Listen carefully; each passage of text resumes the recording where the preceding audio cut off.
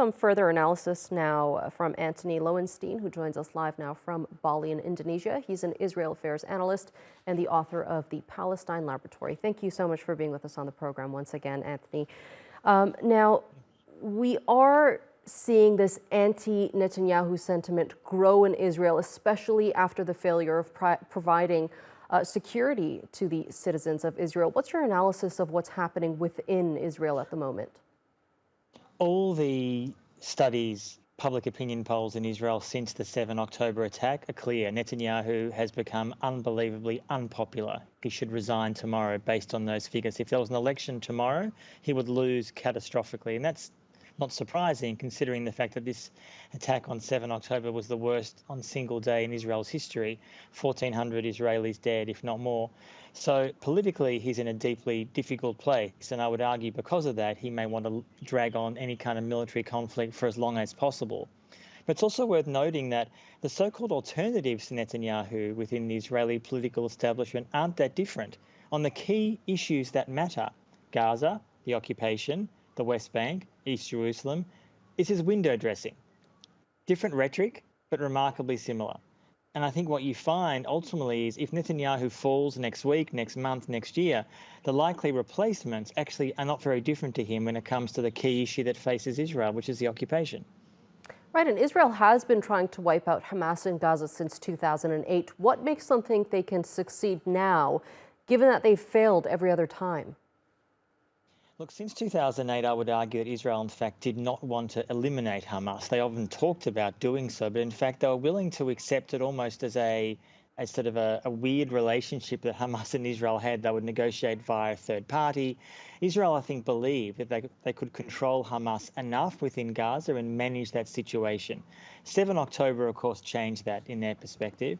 And now their aim is to try to destroy Hamas militarily within Gaza. Now, I would argue that my analysis is that it's possible that that could be done, but at what cost? At what cost to Israeli lives and obviously huge numbers of Palestinian lives?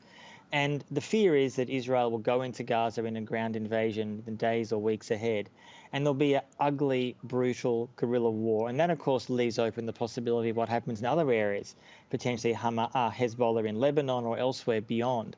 So I think in some ways, like the US after 9/11, Israel actually has remarkably little experience in guerrilla warfare. And I fear that that kind of bloodbath that will happen undeniably for Palestinians, but it'll also happen to many Israeli soldiers, will turn even more Israelis against Netanyahu that exists already. Right, and I think that's one of the main questions that a lot of people have been asking throughout this whole conflict since October 7. How many innocent civilians being killed will be enough? What's the number? What's the number on that to make the Israeli military stop its offensive on the Gaza Strip? On the flip side of all of this, Antony, Netanyahu was facing a political crisis before October 7. Will he extend the war as much as he can to prevent facing his legal trials? Well, the short answer is yes. I mean, at the moment, no one's talking really about those corruption trials. They're ongoing, they're unresolved. The evidence is pretty compelling from what I've seen. But ultimately, I think Israel and Israeli Jews are understandably angry, frustrated, and scared, frankly, about after 7th October. And they blame Netanyahu. All the public opinion polls in the last 3 weeks show that. They blame him principally for this catastrophe, because he is the one who for decades has said that we only can survive through strength. And strength means indefinite occupation of Palestinian lands. And ultimately and inevitably, on 7th of October, we saw an explosion of that.